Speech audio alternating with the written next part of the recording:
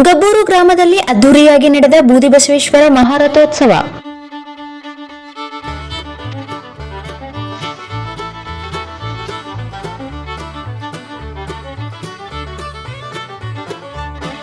ತಾಲೂಕಿನ ಗಬ್ಬೂರು ಗ್ರಾಮದಲ್ಲಿ ಬೂದಿ ಬಸವೇಶ್ವರ ಮಹಾರಥೋತ್ಸವ ಗುರುವಾರ ಭಕ್ತಿ ಭಾವದಿಂದ ಹಾಗೂ ಅದ್ದೂರಿಯಾಗಿ ನೆರವೇರಿತು.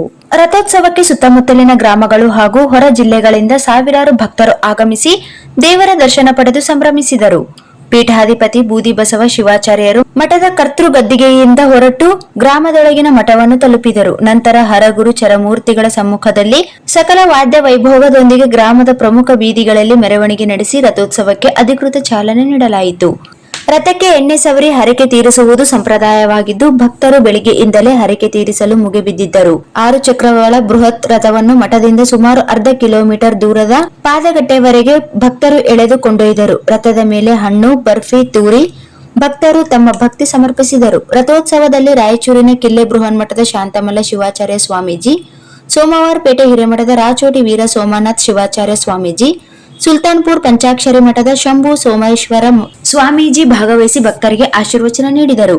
ಗ್ರಾಮದ ಹಿರಿಯ ಮುಖಂಡರಾದ ಸಾಲಿ ಬೂದಯ್ಯ ಸ್ವಾಮಿ, ಸಾಲಿ ದೊಡ್ಡಬಸಯ್ಯ ಸ್ವಾಮಿ, ಸಾಲಿ ಶರಣಯ್ಯ ಸ್ವಾಮಿ ಅವರ ನೇತೃತ್ವದಲ್ಲಿ ಪೂಜಾ ಕಾರ್ಯಕ್ರಮಗಳು ನಡೆದವು. ಈ ವೇಳೆ ಮಠಾಧೀಶ ಬೂದಿ ಬಸವ ಶಿವಾಚಾರ್ಯ ಸ್ವಾಮೀಜಿ ಸಾನ್ನಿಧ್ಯ ವಹಿಸಿದ್ದರು.